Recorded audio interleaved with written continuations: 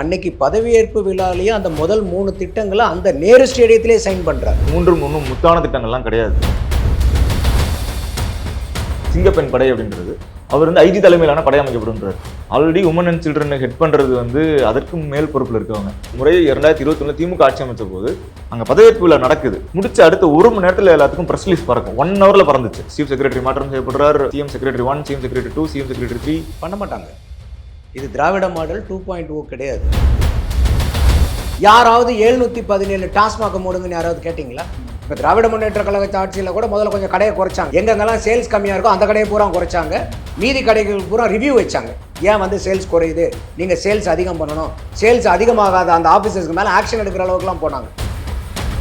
உதயநிதி ஸ்டாலின் அவர்கள் சபையில் சில அபத்தமான பேச்சுக்கள்லாம் கூட பேசினாங்க. உங்களுக்கு 35% மக்கள் தான் வாக்களிச்சிருக்காங்க. திமுகவுக்கு 56% எம்எல்ஏக்களை காணும். அதிமுக பாதிச்சதை விட 2 மடங்கு அதிகமா திமுக பாதிச்சிருக்கு. இவர் அரசியல்ல புது ஆளு, இவர் சும்மா சினிமாவில் தானே நடிச்சிட்டு இருந்தாரு, இவருக்கு என்ன தெரியும்னு சொல்லிட்டு எல்லாருமே நக்கல் நையாண்டி.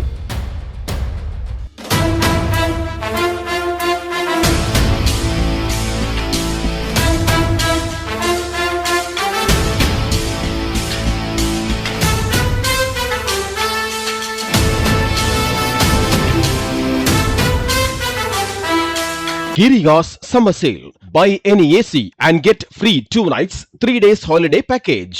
ஆச்சி மசாலா. எந்த சமையலும் ருசி தேடும் ரகசியம் 20 ரூபாய். Periyar Maniammai Institute of Science and Technology, Tanjavur. Aerospace Engineering with specialization in unmanned aerial vehicle. Sir, உங்களுடைய முதல்கட்ட பார்வை. விஜய் அவர்கள் இந்த 60 வருட திராவிட ஆட்சிகளை மாற்றி ஒரு புதுசாக வந்திருக்காரு. அவரே பதவியேற்பு விழாவில் சொன்ன மாதிரியே it's a beginning of a new era. So அதனால் பல பேர் இதில் பார்க்குறது என்னென்னா, இது திராவிட மாடல் 1.0 நீட்சியாக இருக்குமோ, ஏன் அவங்க பண்ணினதை இவங்க பண்ண மாட்டாங்க. இது திராவிட மாடல் 2.0 கிடையாது. இது தமிழக வெற்றி கழகத்தினுடைய ஆட்சி. அப்போ அவங்களுடைய ஸ்டைலில் தான் அவங்களுடைய ஆட்சி இருக்கும். அதோடு மட்டும் இல்லாமல் அவர் சட்டசபையில் கூட உதயநிதி ஸ்டாலின் அவர்கள் பேசினார், குதிரை பேரம்ங்கிறதெல்லாம் பேசுகிறாரு. அந்த குதிரை பேரம் ஈடுபடக்கூடிய அரசில் நாங்கள் குதிரை வேகத்தில் செயல்படக்கூடிய அரசுன்னு சொன்னார். அதை சொல்லிட்டுறதுக்கு முன்னாடி அவர் அந்த பதவியேற்பு விழாலேயே ஜென்ரலாக பார்த்திங்கன்னா, பதவியேற்பு விழா முடித்த உடனே அவங்க செக்ரட்டரியேட்டுக்கு போயிட்டு அவங்களுடைய ஆஃபீஸில் தான் ஃபைல்ஸை சைன் பண்ணுவாங்க, ஆர்டரை பாஸ் பண்ணுவாங்க. பட் அவர் அன்னைக்கு பதவியேற்பு விழாலேயே அந்த முதல் 3 திட்டங்களை அந்த நேரு ஸ்டேடியத்திலே சைன் பண்ணுறார். அப்போ அது அந்தளவுக்கு முக்கியமான திட்டங்கள். அதை நம்ம சைன் பண்ணணும் அப்படிங்கிறதுல ஒரு ஆஃபீஸ்க்கு போனால் கூட ஒரு 2 மணி நேரம் ஆகுமோங்கிறது கூட இல்லாமல் அப்பயே அதை செயல்படுத்தணும்னு நினைக்கிறேன். அங்கே போனால் சைன் பண்ணாலும் அதே தானே. அதான் சார் கோட் பண்ணி ஏற்கனவே இருக்கிற ஒரு ப்ரொசீடிங்க்கு ஒரு கையில் சீஃப் மினிஸ்டருக்கு உங்களுக்கு எனக்கு 2 மணி நேரம்னா பிரச்சனை இல்லை. ஒரு சீஃப் மினிஸ்டருக்கு 2 மணி நேரங்கிறது எவ்வளோ ஒர்த்தான டைம்னு தெரியுமா? மக்களோட கனெக்ட் பண்ணுற மாதிரியான ஒரு வேலை. ஆமாம். அப்போ நமக்கு இப்போ நம்ம வீட்டில் சும்மா உட்காந்துட்டு இருக்கோம், டிவி பார்த்துட்டு இருப்போம், நமக்கு 2 மணி நேரம் 4 மணி நேரம் கூட பிரச்சனை இல்லை. சீஃப் மினிஸ்டருக்கு அப்படியா? இப்போ பாருங்கள், இப்போ கூட நியூஸ் வருது, விஜய் டிஃபன் பாக்ஸோட ஆஃபீஸ்க்கு போகிறாருன்னு சொல்லிட்டு நியூஸ் வருது. ஓகே, யாராக இருந்தாலும் அங்கே போய் ஒரு நாள் கடையில் வாங்கி சாப்பிட போகிறாங்க. இருந்தாலும் அந்த வில்லு, டிட்டர்மினேஷன், கமிட்மெண்ட்டை நம்ம பாராட்டி ஆகணும். அப்போ ஏன்னா இது வரைக்கும் அவர் மேலே வச்சிருக்கக்கூடிய கமெண்ட் என்ன, இவருக்கு என்ன தெரியும், இவர் அரசியலில் புது ஆள், இவர் சும்மா சினிமாவில் தானே நடிச்சிட்டு இருந்தார், இவருக்கு என்ன தெரியும்னு சொல்லிட்டு எல்லாருமே நக்கல் நையாண்டி பண்ணிட்டு இருந்தோம். இப்போ இன்றைக்கி அவர் is taking the calls and is playing the ஷார்ட்ஸுங்கும் போது இது ஒன்று பார்க்கலாம் எப்படி பண்ணுவார். அப்போ ஒவ்வொரு தடவையும் இஸ் கண்டினியூஸ்லி டிஸ்ப்ரூவிங் அடுத்தவங்க செய்கிறத பூராமே. ஸோ அப்போ இன்றைக்கி இந்த ஆட்சிங்கிறது ஓரளவுக்கு குதிரை வேகத்தில் அவங்க போகிறாங்க. யாராவது 717 டாஸ்மாக மூடுங்கன்னு யாராவது கேட்டிங்களா? எங்கேயாவது கேட்டோமா? அது ஏதாவது அவர் இதில் தான் சொல்லியிருந்தாரா? கிடையாது. போதையில்லா தமிழகத்தை நம்ம உருவாக்கணும்னு சொல்லிட்டு இருந்தாங்க. அப்போ அதில் அவங்க கேட்குறாங்களே இல்லையோ, அடுத்த நாளே பார்த்திங்கன்னா 700 நம்பிக்கையில்லா தீர்மானத்தை இன்னைக்கு ஆதரித்து போட்டவங்களும் சரி, எதிர்த்து போட்டவங்களும் சரி, அந்த நடவடிக்கை யாராவது பாராட்டாமல் இருந்தாங்களா? அப்போ அந்த 717 இது கடை எங்கெங்கே இருக்கிறது? எல்லாமே ஹை சேல்ஸு. இப்போ திராவிட முன்னேற்ற கழகத்து ஆட்சியில் கூட முதல்ல கொஞ்சம் கடையை குறைச்சாங்க. எப்படி குறைச்சாங்க? எங்கெங்கெல்லாம் சேல்ஸ் கம்மியாக இருக்கோ அந்த கடையை பூரா குறைச்சாங்க. மீதி கடைகள் பூரா ரிவ்யூ வச்சாங்க. ஏன் சேல்ஸ் குறையுது, நீங்கள் சேல்ஸ் அதிகம் பண்ணணும், சேல்ஸ் அதிகமாகாத அந்த ஆஃபீஸர்ஸ்க்கு மேலே ஆக்ஷன் எடுக்கிற அளவுக்குலாம் போனாங்க. அப்போ இங்கே நீங்கள் மக்கள் பெரும்பான்மையாக கூடுற இடத்துல கல்வி நிலையங்களுக்கு பக்கத்தில் இருக்கிறது, வழிபாட்டு தலங்களுக்கு கூட இருக்கிறது. அப்போ இதெல்லாம் பார்த்திங்கன்னா ஹைலி க்ரௌடட் ஷாப்ஸ் இது. அப்போ இந்த 717 அவங்க அந்த புள்ளிவிவரம் என்ன சொல்றாங்கன்னா, இதனால 8000 கோடி, எப்படி இந்த 717 கடையினால அரசாங்கத்துக்கு வருமான இழப்பு 8000 கோடின்னு அவங்க எஸ்டிமேட் போடுறாங்க. அப்போ இன்னைக்கு நிதி நிலைமை எப்படி இருக்குன்னு தெரியல, எனக்கு ஒயிட் பேப்பர் வேணும், ஒயிட் பேப்பர் அனௌன்ஸ் பண்றோம்னு சொல்றாரு. அப்படி இருக்கக்கூடிய சூழ்நிலையில் 8000 கோடிங்கிறது இந்த நிலைமையில ரொம்ப முக்கியமான amount. But in spite of that மக்களுக்கு வந்து ஒரு போதையில்லா தமிழகத்தை கொடுக்கறதுக்கு ஒரு படி நம்ம எடுத்து வைக்கணும்னு பண்றாரு பாருங்க. அந்த வில்லை வந்து நம்ம பாராட்டணும். அப்போ இதில் வந்து பார்த்தீங்கன்னா, இப்போ இதையா சொன்ன மாதிரி அந்த ஒரு கடை 9 மணிக்கு போனது, அது வந்து இன்னொரு தொலைக்காட்சியில் எடுத்து போட்டாங்க. ஆனால் அவர் ஆர்டர் போட்டது வந்து இன்னைக்கே க்ளோஸ் பண்ணுறோன்னு இல்லை, 2 வாரம் 15 நாளில் இந்த 717 கடைகளும் மூடப்படும். சார் என்ன சொல்றாங்க, சில கடைகளுக்கு ஏற்கனவே மூடினதுக்கான ஆர்டரே அவங்களே தான் அரசு தரப்புல தான் வருது, அந்த நியூஸ் அவங்களே தான் ஸ்ப்ரெட் பண்றாங்க. இல்ல அவங்க சொல்றது வந்து அந்த மீடியால வந்தது. ஒரு ஒரு முதியவர் அந்த அம்மா பேசுறாங்க, அவங்க அந்த ஸ்கூலை சார்ந்தவங்க போல இருக்கு. அவங்க நாங்கள் எங்கள் பக்கத்துலேயே இந்த கடை இருக்குது, இந்த 40 வருஷமாக நாங்கள் கேட்டுக்கிட்டு இருக்கோம் மூட சொல்லி, மூடலை, இன்றைக்கி வந்த உடனே மூடுறாங்கும் போது, இது என்றைக்கு மூடுறாங்கங்கிறது ஓகே, அதை நம்ம கொஸ்டின் பண்ணும்போது அந்த அந்த அந்த அந்த அம்மாவனுடைய அந்த பெரியம்மாவனுடைய அந்த எண்ணத்தை நீங்கள் நான் பார்க்கணும். நான் 40 வருஷமாக இவ்வளோ தூரம் கெஞ்சி கூத்தாடிட்டு இருந்தேன், பள்ளிக்கூடத்துக்கு பக்கத்தில் இருக்கிற டாஸ்மாகை மூடுங்கன்னு யாருமே நடவடிக்கை எடுக்கல. இப்போ வந்திருக்கக்கூடிய புது அரசாங்கம் எடுக்குது. இன்னைக்கு கடை திறந்திருந்தாலும் இது 15 நாளைக்கு உள்ளார மூட வேண்டிய கடையில் அது ஒன்று இல்ல. ஆனா அந்த லிஸ்ட்லயே இல்லன்னு அந்த கடையோட மேற்பார்வையாளர் இன்னைக்கு ஒரு பிரஸ் மீட் கொடுத்திருக்காரு. அவர் லிஸ்ட்ல இல்ல, கடையோ 713 அந்த லிஸ்ட்ல இல்ல, கடைக்காரர் வந்து பேட்டி கொடுத்தாரு, இல்லன்னு சொல்லி இருக்காரு. இல்லன்னா இத அவங்க கண்காணிக்கணும், இத கொண்டு போகணும். இப்ப இந்த மாதிரி வந்து ஒரு இதுதான் வந்து பிரஸ்னுடைய பவர். இப்ப இந்த மாதிரி ஒரு பள்ளிக்கூடத்துக்கு கூட இருக்கக்கூடிய கடை வந்து மூடப்படல, அது லிஸ்ட்ல இல்லைன்னா இப்ப அவங்க எடுத்து போட்டதுல வந்து அந்த அம்மா போட்டனாலதான் இந்த கடை அதுக்குள்ளார வருது. இப்போ இன்னொரு பத்திரிகையாளரும் அவங்க என்ன போறாங்க, போய் எக்ஸ்போஸ் பண்றாங்க இதில் இதை மூடலன்னு. அப்போ இது என்ன பண்ணணும், உடனடியாக வந்து அரசாங்கத்தினுடைய கவனத்துக்கு போயிட்டு இது 718வது கிடையாது, சப்போஸ் அவங்க கொடுத்த பட்டியல் இது இல்லைன்னா 718வது கிடையாது, இதை சேர்த்தணும். அப்போ இப்படி தான் வந்து பார்த்தீங்கன்னாக்கா ஒரு பார்ட்டிசிபேட்டிவ் கவர்மெண்ட்டாக இருக்கணும். ஓகே, அரசாங்கம் இருக்கு, அரசாங்கம் ஆர்டர் போட்டாங்கன்னா யாரோ ஒருத்தர் சாத்திட்டு போறாங்க என்னன்னு இருக்கக்கூடாது. இப்போ பப்ளிக் உள்ளார வந்தனால ஒரு ப்ரெஸ் அங்கே போகுது, ப்ரெஸ் இப்போ உள்ளார போனனால நீங்களே இப்போ சொல்றீங்க பாருங்க 717 இதில் இல்லை, அப்போ இன்னும் number of stops will get added. அப்போ இது வந்து ஒரு ஒரு பப்ளிக் பார்ட்டிசிபேஷனோட இந்த கவர்மெண்ட் வந்து ஃபங்க்ஷன் பண்ணுறதுக்கு பப்ளிக்னுடைய சப்போர்ட் இருக்குது. அதனால தான் அவர் பதவியேற்பு விழாம்போது என்ன சொல்கிறாரு, இது அனைத்து மக்களுக்குமான ஆட்சி, வாங்க எல்லாரும் ஒன்று சேர்ந்து இது மக்களுக்கான ஆட்சியாக மாற்றி அமைப்போம்னு சொல்லிட்டு ஒரு வார்ம் வெல்கம் கொடுக்குறாரு. ஸோ அதெல்லாம் நம்ம வந்து பெரிய அளவுக்கு வந்து பாராட்டணும். அதோடு இன்னைக்கு இருக்கக்கூடிய இப்போ உதயநிதி ஸ்டாலின் அவர்கள் கூட வந்து பேசினார் சட்டசபையில், சில அபத்தமான பேச்சுக்கள்லாம் கூட பேசினார். நியூமரிக்கலாக வந்து எப்படிலாம் அப்படி பேசுகிறாங்கன்னு தெரியல. உங்களுக்கு 35% மக்கள் தான் வாக்களிச்சிருக்காங்க. இப்போ நான் கேட்குறது என்ன, இப்போ அண்ணா திமுக 25 வருஷம் தமிழ்நாட்டை ஆண்டுச்சு, 100% மக்கள் வாக்க வாங்கி ஆண்டாங்களா? அண்ணா திமுக 31 வருஷம் ஆண்டுச்சு, அவங்க 100% வாங்கினாங்களா? இதெல்லாம் என்ன மாதிரி கணக்குன்னு தெரியல. யார் சொல்லி கொடுக்குறாங்களே, எதிர்கட்சி தலைவருக்கு யார் அந்த டைலாக்லாம் எழுதி கொடுக்குறாங்கன்னு தெரியல. நீங்கள் வாங்கினது 24%, அவங்க வாங்கினது 35%, அவங்க 65% மக்கள் நிராகரிச்சது உண்மைன்னா உங்களை 76% மக்கள் நிராகரிச்சிருக்காங்களே சார். அப்போ நம்மளுடைய எலெக்ஷன் சிஸ்டம் என்ன, ஃபர்ஸ்ட் பாஸ் த போஸ்ட். இப்போ திருப்பத்தூரில் சிவகங்கை மாவட்டத்தில் ஒரு ஓட்டில் ஜெயிச்சிருக்காரு, அது கோர்ட்டில் கேஸ் இருக்குது, பட் ஒரு ஓட்டில் ஜெயிச்சது ப்ரூவ் பண்ணாலும் அவர் தானே எம்எல்ஏ.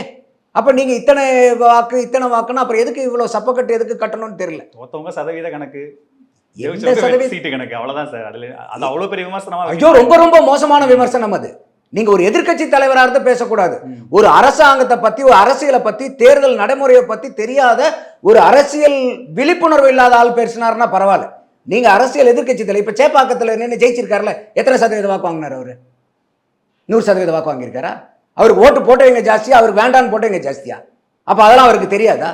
அப்போ இதெல்லாம் என்ன வந்து நம்பர், நீங்கள் 133 எம்எல்ஏ வச்சுருந்தீங்கல்ல, இப்போ எத்தனை எம்எல்ஏ இருக்கீங்க? 59 எம்எல்ஏ, 74 எம்எல்ஏவை காணும். அதில் வந்து தலைவர் அவர்களே தோத்துருக்காரு, ஐயா MK ஸ்டாலின் அவர்களே தோத்துருக்காரு, பொதுச் செயலாளர் துரைமுருகன் தோத்துருக்காரு, 15 அமைச்சர் பெருமக்கள் தோத்துருக்காங்க. அப்போ இத்தனை தோல்வி இருக்கும்போது 56% உங்களுடைய எம்எல்ஏக்களை காணும் சார், இருந்த எம்எல்ஏவை. இப்போ அதிமுக கூட 3வது இடம், ஆனால் அவங்களுடைய பாதிப்பு குறைவு. அவங்க 66 எம்எல்ஏ வச்சிருந்தீங்க, இன்னைக்கு 47 எம்எல்ஏ, 19 எம்எல்ஏ தான் குறைஞ்சிருக்கு. சதவீதத்தில் பார்த்தீங்கன்னா அவங்களுக்கு 29%. திமுகவுக்கு 56% எம்எல்ஏக்களை காணும். அதிமுக பாதிச்சதை விட 2 மடங்கு அதிகமாக திமுக பாதிச்சிருக்கு. அப்போ இந்த ஸ்டாட்டிஸ்டிக்ஸ்லாம் நீங்கள் பார்க்க மாட்டீங்களா? அப்போ அதில் வந்துட்டு உங்களுக்கு 35% மக்கள் தான் வாக்களிச்சிருக்காங்கன்னு அவங்கள அவ்வளோ குறைச்சி மதிப்பிடுறீங்க. அப்போ அதில் இருக்கக்கூடிய அந்த உள் அர்த்தத்தை தான் நம்ம கேள்வி கேட்குறோம். நீங்க வந்து உண்மையாலுமே நீங்க என்ன பண்ணணும், மக்களினுடைய தீர்ப்புக்கு நாங்க தலைவணங்குறோம், நல்லபடியா ஒரு ஆட்சியை கொடுக்கணும், நாங்க ஒரு எதிர்க்கட்சியா இருந்து நாங்க ஜனநாயகத்தை நிலைநிறுத்துறதுக்கு மக்களுக்கு நல்லது செய்யறதுக்கு எங்களால என்னென்ன வகையிலெல்லாம் நாங்க வந்து மக்கள் நல அரசியலை செய்வோமோ அந்த மாதிரி அரசியலை செய்வோம், இவங்க இடர்பட்டு போனாங்கனாலும் அதை நாங்க தடுத்து நிறுத்துவோம், இதெல்லாம் பேசுங்க. அவர் பேசுனதுல சில காமெடி எல்லாம் பேசுறாரு, லயோலா காலேஜ் எல்லாம் ஒன்னா பட்சம், சீனியர் நாங்க ஜூனியர், அதெல்லாம் ரசிக்கிறோம், அதெல்லாம் நமக்கே வந்து இது. ஆனா நீங்க ஒரு நம்பர்னு வரும்போது அது என்ன மாதிரி ஒரு விமர்சனம்? சோஃபா பாலிடிக்ஸை பத்தி பேசுறாரு அவர். சோஃபா பாலிடிக்ஸ் அவர் திருமாவளவன் அண்ணன் ஆஃபீஸ்க்கு வந்து விஜய் அவர்கள் போகும்போது அங்கே சோஃபா டெலிவரி ஆச்சா இல்லையா? அப்போ நீங்கள் திரு உதயநிதி ஸ்டாலின் அவர்கள் யாரை நீங்கள் அசிங்கப்படுத்துறதா நினச்சி யாரை அசிங்கப்படுத்துறீங்க? 5 வருஷமா அவங்களோட பயணிச்சிருக்காங்க அவங்க. அப்போ மற்ற ஏரியாவுக்கு போன சோஃபாலாம் வேற, இவங்க ஆஃபீஸ்க்கு போன சோஃபா வேற, அந்த கதை கட்ட போறீங்களா இப்போ?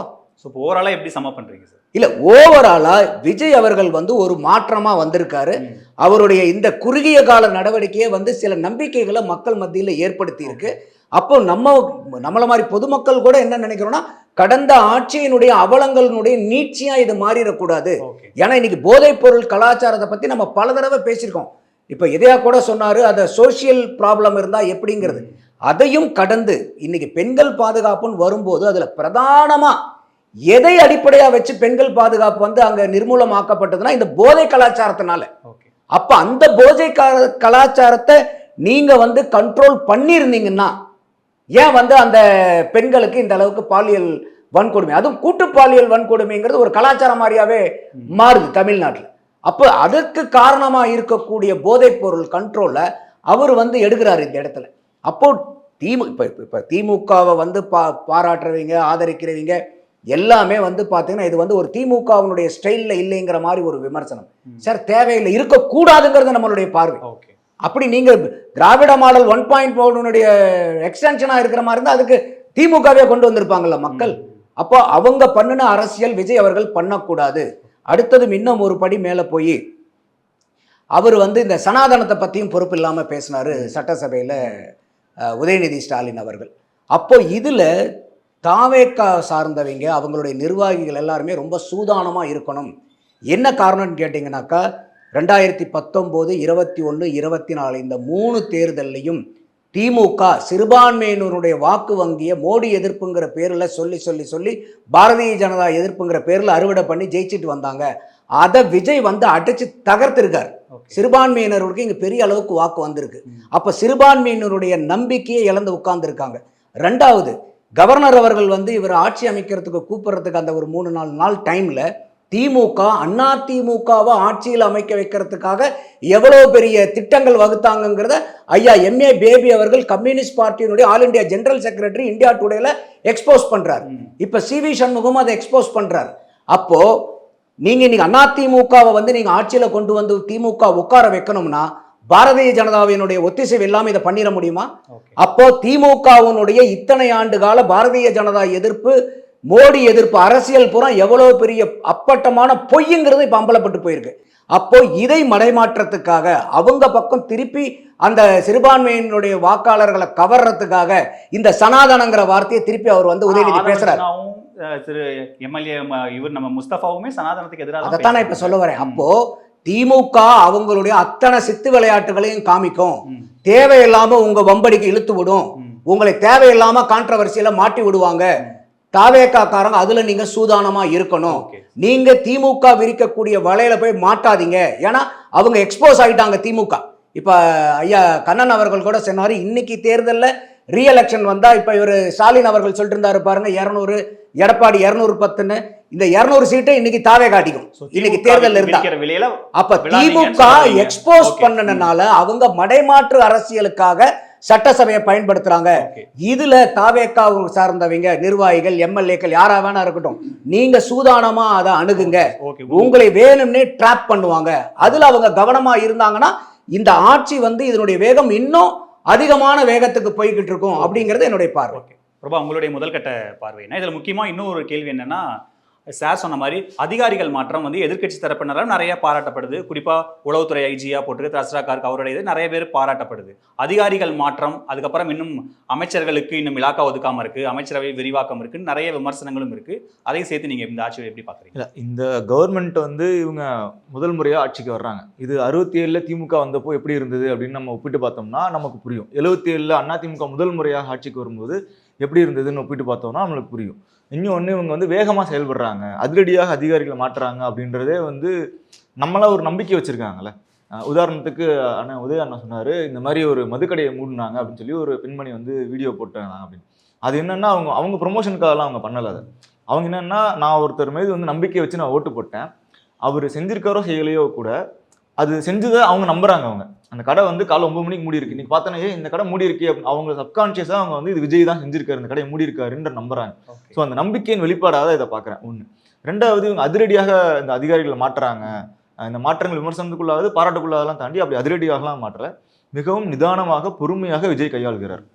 ஒன்று, முதல் அமைச்சரவை பங்கெடுக்கும் பொழுது 10 அமைச்சர்கள் 9+1 பங்கெடுக்கிறதும் அந்த 10 பேரையுமே எனக்கு இருக்க தகவல் ஒருவரையும் அவரே தேர்ந்தெடுத்தார்.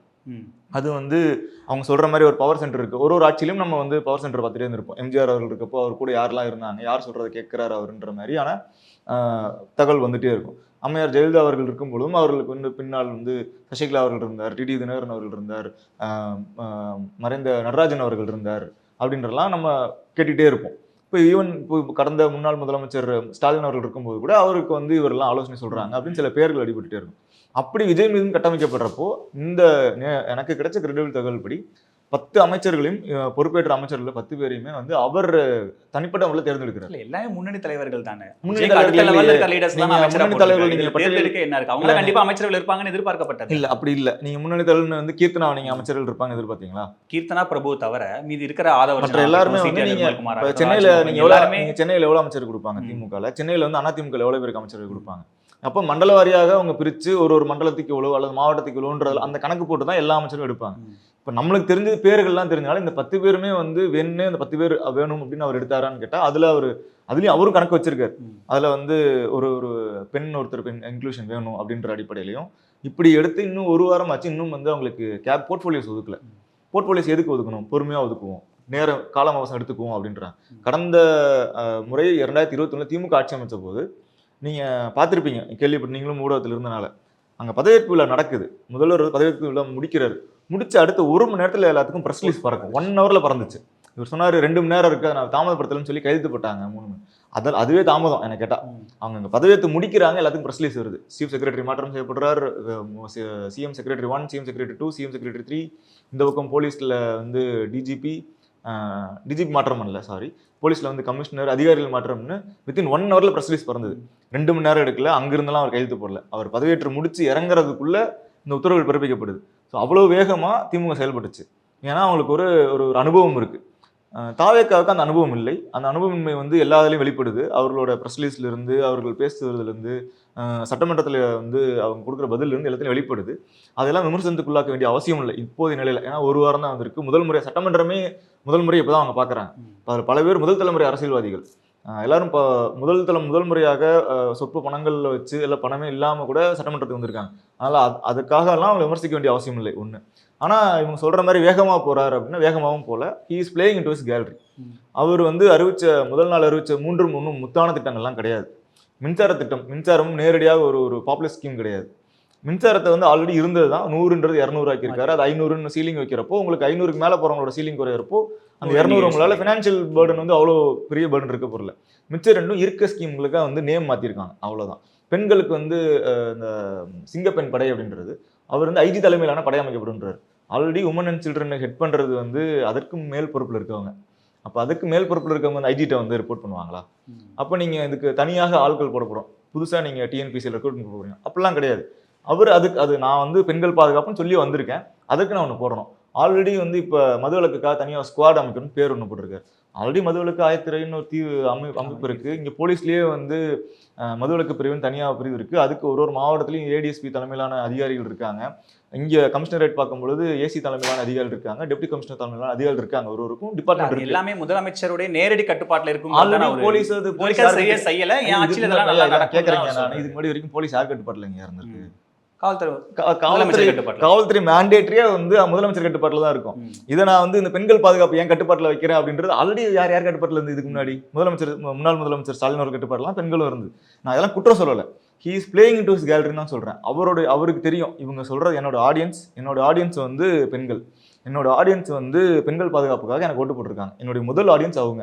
என்னுடைய அடுத்த ஆடியன்ஸ் இந்த மதுவிலக்குக்காக ஓட்டு போட்டிருக்காங்க. அவங்களும் பெண்கள். நான் அவங்களுக்காக சொல்றேன். என்னோட அடுத்த ஆடியன்ஸ் என்னோட யங்ஸ்டர்ஸ்க்காக நான் செய்கிறேன். ஸோ அவங்க ஆடியன்ஸுக்காக தான் அவங்க ப்ளே பண்ணிட்டு இருக்காரு இப்போ வரையும். இதுவரை பார்க்குறது அவரோட காஸ்டியூம் ஆகட்டும், அதனோட ஆடியன்ஸ் வந்து இந்த காஸ்டியூம் தான் விரும்புவாங்க. நான் அதே மாதிரி பிரச்சாரத்துக்கு போன மாதிரியே வந்து வெள்ளை சட்டையும் பீச் பேண்ட்டும் போட்டு போனோம்னா சட்டமன்றத்தில் ரசிக்க மாட்டாங்க. அப்போ அதுக்கு நீங்கள் ஒரு டிரான்சாக்ஷன் தேவைப்படுது. அப்போ நான் முதல் முறையாக கோட் சூட்டில் வர்றேன். நான் உள்ள அசம்பிளியில் வரப்போ தொடர்ச்சியாக நிற்க வைக்கிறேன்.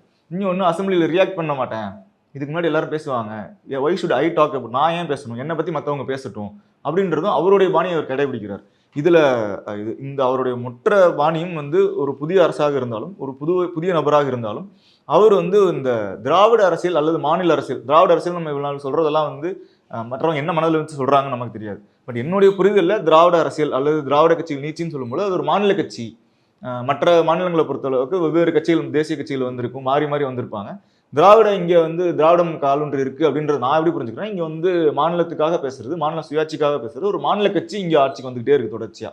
அதன் நீட்சியாகத்தான் தமிழக வெற்றி கழகம் வந்திருக்கு. இதுக்கு முன்னாடி வரைக்கும் இதுவரைக்கும் இந்த ஒரு வாரத்தில் ஒருவேளை அவர் எடுக்கிறதாக இருந்திருந்தால் திமுக எடுத்த முடிவுகளுக்கும் அதிமுக எடுத்த முடிவுகளுக்கும் மாறான ஒரு முடிவு எடுத்திருந்திருக்கலாமே. இன்னைக்கு மகளிர் உரிமை தொகையுமே வந்து அதில் சில சேஞ்சஸ் பண்ணுறேன் அப்படின்னு இருக்காங்க. அந்த சேஞ்சஸ் என்ன அப்படின்றதுனா 60 வயதுக்கு மேற்பட்டவங்களுக்கு வந்து முதியோர் உதவித்தொகை வருது, அவங்களையும் வந்து மகளிர் தொகையில சேர்த்த வேண்டியது இல்லைன்றது அவங்களோட தேர்தல் அறிக்கையில் இருக்கு. அந்த சேஞ்சஸ் தான் பண்ணிட்டு இருக்காங்க. அப்போ 60 வயதுக்கு மேற்பட்ட பெண்கள் யாரெல்லாம் வந்து மகளிர் உரிமை தொகை வாங்குறாங்கன்னு பார்த்து அவங்கள வந்து அந்த மகளிர் உரிமை தொகை சீலிங்ல இருந்து நிறுத்தி அந்த ஏறத்தால ஒரு 30 லட்சம்குள்ள வருவாங்க. அவ்வளோ பேர் வருவாங்கன்னு சொல்ல முடியாது. 30 லட்சம் ஆல்ரெடி ஓஏப் வாங்கிட்டு இருக்காங்க. அதில் இருக்கவங்க ஒரு சொற்பமான பெண்கள் வந்து மகளிர் உரிமை தொகையும் வாங்கிட்டு இருக்க கூடும். அப்போ அவங்கள அதுலேருந்து பிரித்து அவங்களுக்கு வந்து ஓஏபி தொகையை வந்து உயர்த்தி கொடுப்பது அப்படின்ற முடிவு எடுத்திருக்காரு. மகளிர் உரிமை தொகை இப்போது இருக்கிறது 1000 ரூபா கொடுத்துருக்காங்கன்னா 1500 ரூபாயை கொடுக்க பரிசீலனை நடந்து கொண்டு இருக்குது. அதுக்காக தான் நேற்று வந்து ஃபினான்ஷியல் டிபார்ட்மெண்ட் கூட ஒரு ரிவ்யூ நடத்தினார். அந்த ரிவ்யூமே இதை ஏன் வந்து திரும்பவும் வந்து நான் வந்து ஒரு திராவிட கட்சிகள் நீச்சின்னு சொல்கிறோன்னா, அம்மையார் ஜெயலலிதா அவர்கள் இருக்கும் பொழுது அவங்க தான் முடிவெடுப்பாங்க, அவங்க சொல்கிறதான் நடக்கும். ஒருவேளை அமைச்சரவை 10 பேர் பொறுப்பேற்றிருக்காங்க, அமைச்சரில் யாரோ ஒருத்தருக்கு கண்டிப்பாக நிதி கொடுக்க போகிறாங்க, யாரோ ஒருத்தர் நிதியமைச்சருக்கு தான் போகிறாங்க. ஒருவேளை அந்த இதில் வந்து நிதியமைச்சராக வரக்கூடிய வாய்ப்பு இருக்க ஒருவரை கூட அந்த கூட்டத்தை சேர்த்திருந்திருக்கலாம். அல்லது அப்படி நிதியமைச்சராக வர்றதுக்கு வாய்ப்பு வேண்டியதில்லை. அவங்க நம்பர் 1 அப்படின்றப்போ கண்டிப்பாக நம்பர் 2 நம்பர் 3 இருக்கணும்ல. அந்த நம்பர் 2 நம்பர் 3 வந்து எல்லா காலங்களிலும் எல்லாரும் அடையாளம் கட்டியிருக்காங்க. முன்னாள் முதல்வராகட்டும் எல்லா இதுவரையும் இருந்த எல்லா முதல்வரும் நம்பர் 2 அடையாளம் கட்டியிருக்காங்க. இவர் அதுலேயும் கூட இல்லை, நான் தான் இங்கே நம்பர் 1, நான் சொல்கிறதா இங்கே நடக்கும் அப்படின்றது ஜெயலலிதா அவர்கள், முன்னாள் முதல்வர் ஜெயலலிதா அவர்கள், அம்மையார் ஜெயலலிதா அவர்கள் பாணியில் அவர் நான் தான் இங்கே கால் ஸ்டார்ட் பண்ணுறேன்றதை அவர் முதல் நாள்லேருந்தே அவர் நிறுவிட்டே வர்றார். இங்கே பவர் சென்டர், அந்த பவர் சென்டர், இந்த பவர் சென்டர்லாம் கிடையாதுன்னு சொன்னதாகட்டும், பதவியேற்பு விழாவில் நேற்று நடந்த இந்த ஃபினான்ஸ் செக்ரட்டரி மீட்டிங்கில் நடந்ததாகட்டும், கடைகள் மூடுவதாகட்டும், இது எல்லாமே வந்து அவர் தனிப்பட்ட முறையில் முடிவெடுத்துட்டு இருக்கார். அவர் தான் இது அதிகாரிகளிடம் பேசி அமல்படுத்தி கொண்டு இருக்கிறார். இது ஒருவேளை முன்னாடி தெரிஞ்சிருக்கும் அப்படின்னா ஊடகங்களுக்கு அவங்க அறிவு வர முன்னாடி தெரிஞ்சிருந்திருக்கும். ஏன்னா ஒருவருக்கு மேல் அது வெளியே போகுது, அமைச்சர்கள் போகுது அப்படின்னா அதுக்கு நிச்சயமாக அது வெளியே வந்துடும். ஆனால் அது இது வரைக்கும் வரல. அவர் அதை நீட்சியாக தான் அவர் பயணிச்சுட்டு இருக்காரு, நிதானமாக தான் பயணிக்கிறார். இந்த அதிகாரிகள் மற்றும் ஒரே ஒரு கிராஸ்லி பெரிய மிஸ்டேக்குன்னா அவருடைய ஜோதிடர் அவர்களை கட்சியின் ஸ்போக்ஸ் பர்சனை வந்து ஆப்போசிட் ஆன் டியூட்டியாக போட்டால் தான்.